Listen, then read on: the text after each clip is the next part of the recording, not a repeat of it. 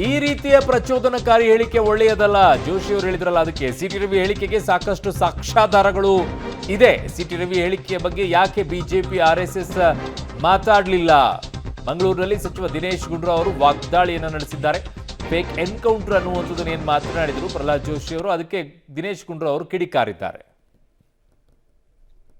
ಎಲ್ಲ ಹೇಳಿಕೆಗಳು, ಜೋಶಿ ಅವರು ಒಬ್ಬ ಸೀನಿಯರ್ ಲೀಡರು, ಮತ್ತು ಈ ರೀತಿಯಾಗಿ ಅವ್ರ ಮನಸ್ಸೋ ಇಚ್ಛೆ ಈ ಥರ ಮಾತಾಡುವಂಥದ್ದು ಅದು ಒಪ್ಪುವಂಥ ಮಾತಲ್ಲ.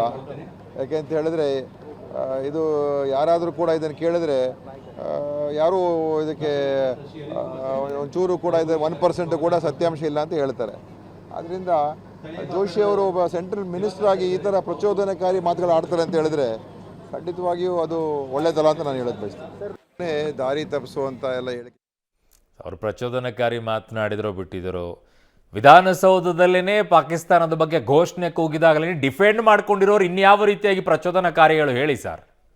ಅದನ್ನು ಡಿಫೆಂಡ್ ಮಾಡ್ಕೊಂಡಾಗ ಯಾರ್ಯಾರು ಡಿಫೆಂಡ್ ಮಾಡ್ಕೊಂಡ್ರಿ ಅವತ್ತು? ಇಲ್ಲಿ ಎನ್ಕೌಂಟರ್ ಅಂದಿದ್ದಕ್ಕೆ ಪ್ರಚೋದನಕಾರಿ ಅನ್ನೋದಾದರೆ, ಫೇಕ್ ಎನ್ಕೌಂಟರ್ ಅನ್ನೋದಾದರೆ, ಪಾಕಿಸ್ತಾನದ ಬಗ್ಗೆ ಘೋಷಣೆಯನ್ನು ಕೂಗಿದನ್ನು ಡಿಫೆಂಡ್ ಮಾಡ್ಕೊಂಡಿದ್ರಲ್ಲ, ಅಂಥದ್ದಾಗೇ ಇಲ್ಲ, ಅದಾಗಿಲ್ಲ, ಇದಾಗಿಲ್ಲ ಅಂದ್ಕೊಂಡು ಅವ್ರು ಇನ್ನಿಂಥ ಪ್ರಚೋದನಕಾರಿಗಳು.